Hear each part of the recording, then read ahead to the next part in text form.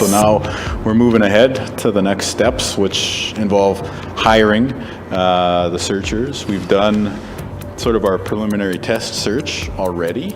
Tonight, an update on the search for 2 women in a Winnipeg landfill. Plus, Cambria Harris will soon be Manitoba's Indigenous Reconciliation Secretariat. I've heard part of it is definitely looking around for new stuff to add to my costume. And superfans assemble for this year's Winnipeg Comic-Con.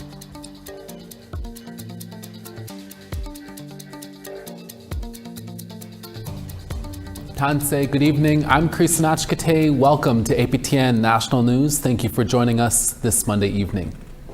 The family of a woman killed by a serial killer in 2022 are one step closer to hopefully being able to get their daughter's remains excavated from a Winnipeg landfill. With the latest, here's APTN's TR Wheatley. Manitoba Premier Wab Kinew told a room full of reporters the Brady Road landfill search for Ashley Shingoose is expected to start in December, saying the process will resemble a search that was done this past year for 2 other women who were also killed by the same serial killer as Ashley. The Shingoose family welcomed the Premier to their home in the St. Teresa Anishinaabe Nation for a sweat lodge ceremony earlier this month. Albert and Teresa wanted to start the physical search of the Brady landfill for their daughter Ashley off in a good way. Kinew says he was grateful for the moving ceremony. So now we're moving ahead to the next steps, which involve hiring the searchers. We've done sort of our preliminary test search already. This is very much the same process we used at Prairie Green Landfill, and now we're just doing it at Brady. And because we're there, the City of Winnipeg has been great. Winnipeg Police Service have been great about collaborating with us. In 2022, Rebecca Contois, Morgan Harris, Mercedes Myron, and Ashley Shingoose were brutally murdered. Their serial killer is serving a concurrent life sentence for first-degree murder ×4. Harris and Myron's remains ended up at a privately owned Prairie Green landfill. Last December, the province began searching, and after only 3 months, some remains from both were found. Shingoose was killed a couple months before the others, and her remains ended up at Brady Road. She went unidentified for 3 years. Even during the trial, she was only known as Buffalo Woman. It was months after the killer went to prison that police went back to interview him, which gave the police more evidence to identify Shingoose. Kinew says with the work at Prairie Green now completed, they have begun moving equipment to Brady landfill. We've been doing the decommissioning activities, so it might look like there's activities on site, but it's not related to the search per se. It's because we had buildings there that were moving to Brady, trailers that were being moved to other locations, things like that. This mobile home was placed near Prairie Green for a safe space for the Harris and Myron families to go to during the search. It may move to Brady Road, but it may also serve another purpose. Melissa Robinson is Harris's cousin.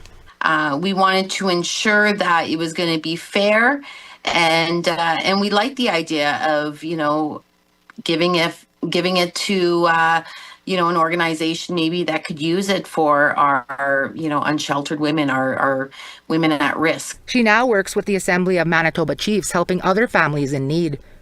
And just last week, Harris's daughter, Cambria Harris, began working for the province. Cambria's a rock star. She is currently the special assistant to the finance minister with a focus on reconciliation. She showed poise, intelligence, moral courage, and I just think this is a great Manitoban that we have, and hopefully over her time working with us in government, we'll be able to build her up for the next stage of her career and the next stage of contributions to public life in Canada. The fact that political spaces are hiring people with lived experiences is a good thing, says Robinson. And looking at doing these types of roles, you need to have people that are impacted. People, sadly, that know that hurt, that know that loss. The Brady Road landfill search for Ashley is also expected to include searching for Tanya Nepanak. She went missing in 2011. A different killer was charged in 2012 for her disappearance and murder, but those charges were stayed. Back then, Winnipeg police only searched for a week and were not successful. As of right now, though, the province isn't saying much about what the search for Tanya will look like. TR Wheatley, APTN National News, Winnipeg. 193. That's how many days it's been since Adyson King's grandmother started keeping a journal about how it feels to keep her granddaughter's memory alive. APTN video journalist Rachel May sat down with Addison's grandmother, who spoke about the time that's passed since her granddaughter was killed and the ongoing search for justice. I want the awareness out there. You know, if it can help somebody, can help save somebody, if it can help other families that are grieving, that's what it's there for. Gwen King, Addison's grandmother, says she loved to bake, listen to music, and had many friends. August 27th, 2025 marks what would have been Addison's 19th birthday. It's important that we honor Addison as much as we can. And every day I do that because I think that awareness needs to be brought forward, even if it's sometimes triggering. On April 14th, 2025, Addison said see you later to her grandparents before leaving her house in Meadow Lake, Saskatchewan, and heading to an outdoor party on the Flying Dust First Nation next door. Around 2 a.m., she left the party. That was the last time she was seen alive. Her body was found 2 days later near a river near the Flying Dust First Nation. Gwen says she began counting the days since Addison's body was found as a way to keep track of her thoughts and hold on to her memory. So that's one of the reasons why I write every day, is just the awareness, thinking of all the other families that have went through the same thing we are going through. Today marks day 193 since starting Gwen's journal. Some days she shares her thoughts, other days details of the case, always ending with a call for justice while honoring Addison's joy. But right now, I will continue to document every day, continue to pray for our family. No arrests have been made in connection to Addison's death. Earlier this year, Saskatchewan RCMP said evidence suggests her death was not criminal. Gwen says she has been disappointed with the RCMP from day one, saying they did not tape off the scene where she was found and have not properly investigated her death. I know people that have went in and talked with the RCMP and walked out upset because they don't want to hear it. They just don't want to hear anything in regards to Addison. APTN reached out to the RCMP for comment, but had not received a response at the time of broadcast. Rachel May, APTN National News, Saskatoon. Allegations of sexual harassment against the CEO of an Inuit nonprofit organization in Winnipeg have sparked a new social media movement called #InuitMeToo. An online petition with almost 1,300 signatures is calling for the resignation of Manitoba Inuit Association CEO Nastanya Mullen, citing allegations of sexual assault, harassment, and intimidation. It says Mullen has used cease and desist letters to silence people speaking out about his alleged actions. The group says an interim CEO has been appointed, but they're not saying who it is or if Mullen is still with the organization.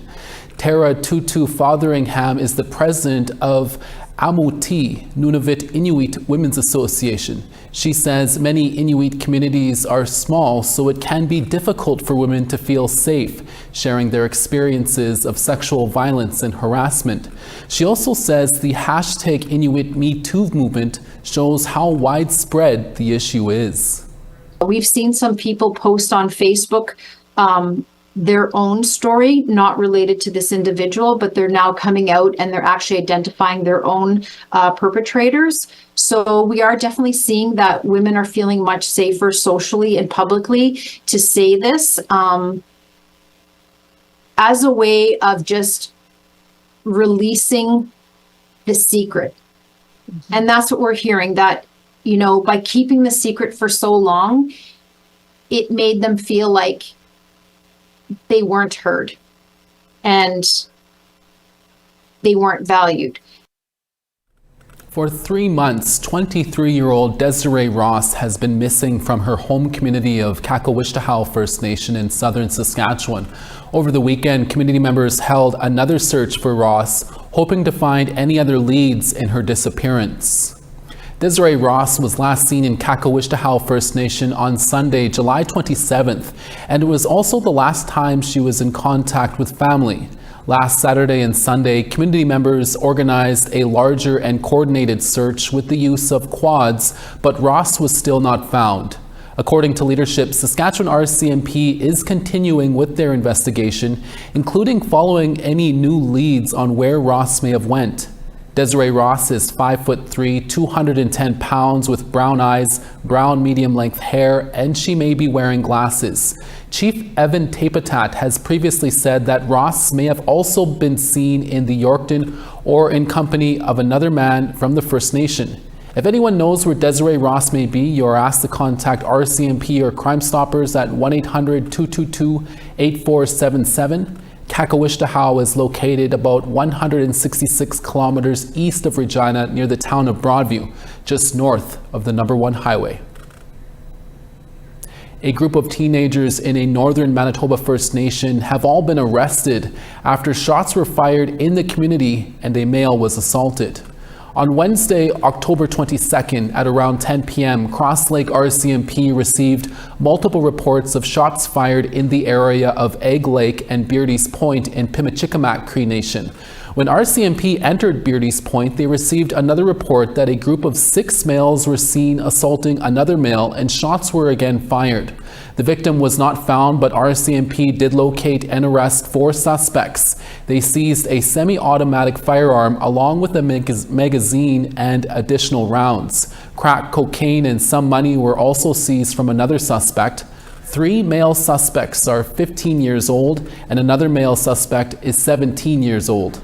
They are now all facing a number of firearm and drug-related charges and were taken to the Cross Lake RCMP detachment last week. RCMP also located a pickup truck that had been shot several times. There were no reported injuries in that incident. Pimichikamak is located more than 760 kilometers north of Winnipeg. Before we head into the break, here's our Yukon reporter Sarah Connors with a preview of some stories she's working on.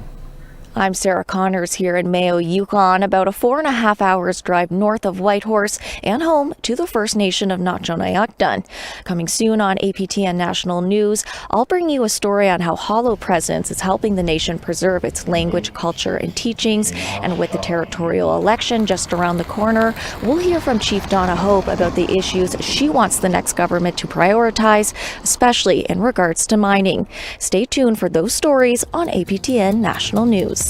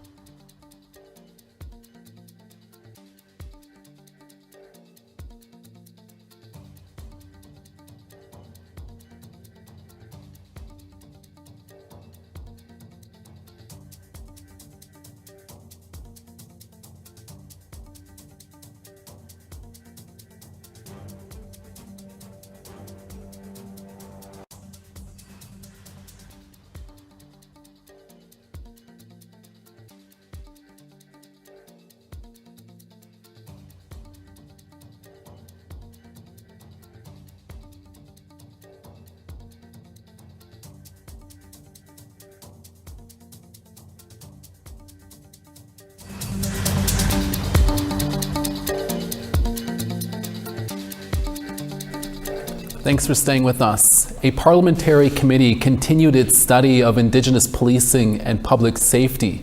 On Monday, the Standing Committee on Indigenous and Northern Affairs heard from Eskasoni First Nations Chief Leroy Denny.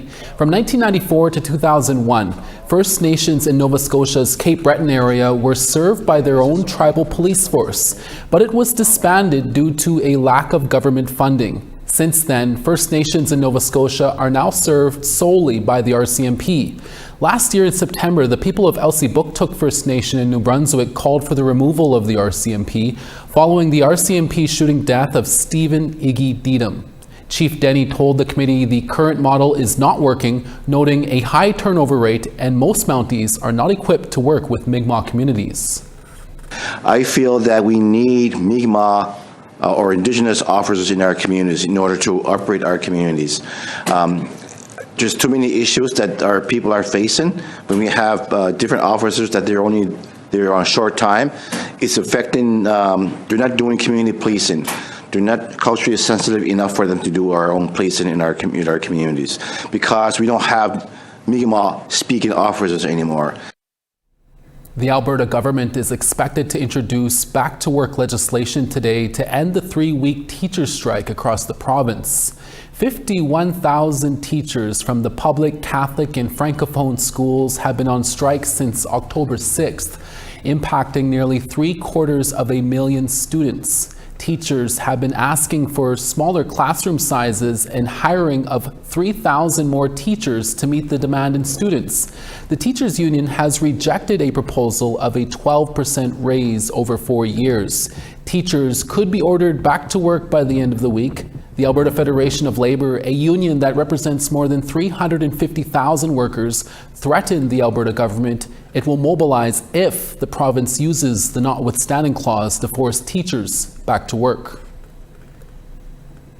Montreal's McGill University recently hosted an event called Speaking Through Craft, Cultural Storytelling in Business.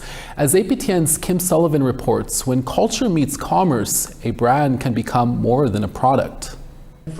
Through their brands, these women have woven identity with historical and cultural narratives, creating successful businesses that celebrate Indigenous representation and values. We reached out to Bastien Industries up in Quebec. When Brittany Janvier did her postgraduate studies at McGill University's Dishotel Faculty of Management in Montreal, she was the only Indigenous student in her class. Organizing this event, called Speaking Through Craft, Cultural Storytelling in Business, was a full circle moment. Being here today with these women, entrepreneurs, I think that's something huge. I think that's something we don't hear very often. I think we have to be very appreciative of that. You know, I think that giving them a voice and a space to talk their story, to talk about what they do, to share it with a group of students, faculty, staff, it's something small in the big picture, but it's a step in the right direction. It was with pride that she welcomed the founder of Cheekbone Beauty Cosmetics, Jen Harper, and the two ladies behind the brand Minitipi, Trisha Patura and Melanie Bernard. These two brands are proof that Indigenous-led businesses can serve as a powerful vessel for cultural narratives. The brand Cheekbone literally started because of this dream I had of 3 Indigenous little girls covered in lip gloss. For Jen Harper, storytelling is an integral part of the company's origins, born from a dream that guided her towards entrepreneurship and continues to inspire its journey. The products' names, along with their natural sources, are deeply rooted in the teachings of her Anishinaabe culture. Storytelling has been a huge part of the brand, and I think if we look at many of the most successful brands around the world, they all have a great story to tell. It's not always easy to blend culture into your brand when 95% of your clientele is non-Indigenous. However, Cheekbone Beauty Cosmetics does it in a way that each product becomes a tool for cultural teaching. That can be difficult because, you know, all of our languages, Indigenous people, are not the easy. They're like some 17 letters, right? So it's important, but we really do the work of making sure that the words are going to come off their lips at some point. If not the product on their lips, we want the Indigenous words to come off their lips too. Miniteepe's co-founders have the same line of thought. And the name of this design is Kwe. Each textile pattern is rich in symbolism and carries deep knowledge. It's really important for us to ensure that Indigenous voices are heard, and through design we storytell, sharing knowledge through the design so that our customers can feel empowered and start conversations by learning more about the Indigenous culture and the teachings that we share through our designs. For both businesses, their brand carries meaning beyond beauty. Through their narrative, they are committed to challenging myths and amplifying Indigenous truths. When we were launching into Sephora in 2021, it's such a big, they're the biggest beauty retailer in the world. So we knew that the platform and our audience was going to shift.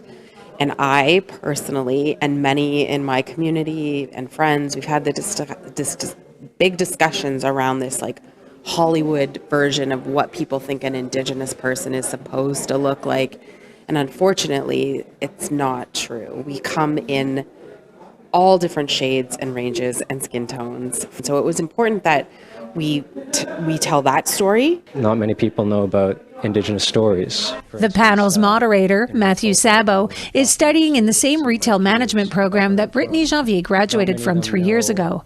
Like her, he recognizes that cultural representation is important in the business world and that every culture must find ways to be heard. Everyone should have the opportunity to talk about their story in business, and, I think right now it's our turn. Kim Sullivan, APTN National News, Montreal. Photo of the day and weather is up next. Plus, we'll take you to this year's Winnipeg Comic-Con. We'll be right back.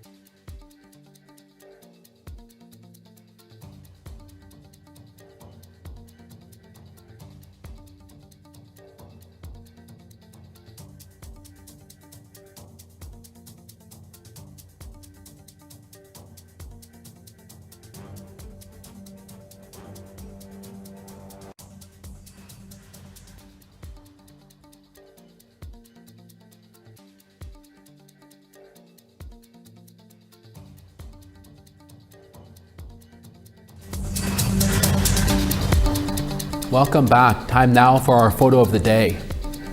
As Halloween quickly approaches, our very own Sarah Connors shared this photo of her Sphinx cat, Yoko, looking fabulous as always. We want to see your photos this week, so send them to share at aptn.ca for the chance to be our next photo of the day. Super easy for a reason to get yourself on TV, eh? Time now for tomorrow's weather forecast. On the East Coast, Halifax sunny and 11, Charlottetown 10. Inujuak 5, Nain 6 and partly cloudy. Gaspé 9, St. Jovite cloudy and 3. North Bay 12, Sarnia 15 and sunny. Partly cloudy in Sioux Lookout at 7, Thunder Bay 8. Churchill 8 and showers there, sunny in Thompson at +8. Gimli 10, Barons River 9.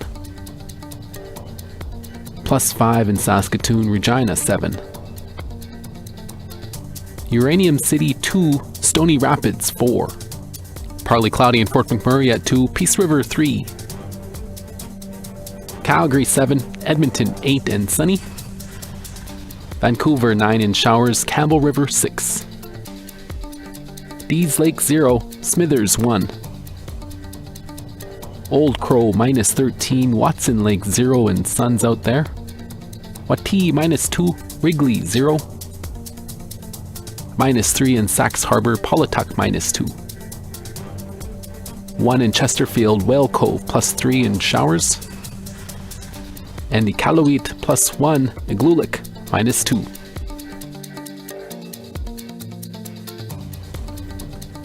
And finally for us, Winnipeg Comic-Con took place over the weekend and brought in all ages of fans. The convention features guests like Lou Diamond Phillips from La Bamba, Sean Austin from Lord of the Rings and Stranger Things, and voice actor Linda Ballantyne as Sailor Moon. They all signed autographs and participated in some of the activities during the event. Julia Ross attended day 1 and caught up with some of the fans. I made my costume and I made his.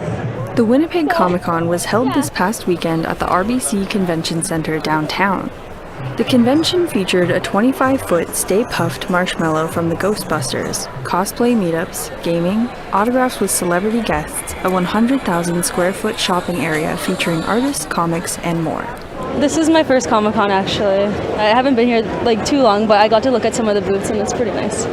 The con drew in over 35,000 fans over the 3 days. It was Winnipeg's 5th edition of the convention.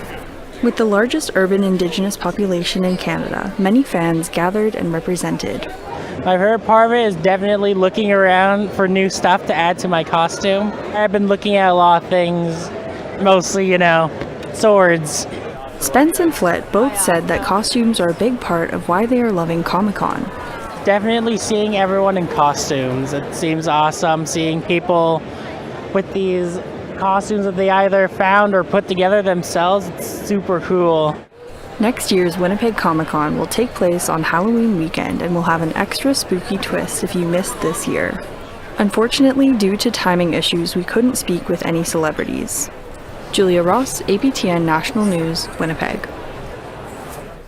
So sad I couldn't go this year. And that's your evening newscast for this Monday. We're back again tomorrow for your daytime newscast. Please join us then. From all of us at APTN National News, thank you so much for watching. We'll see you again tomorrow. Excellent.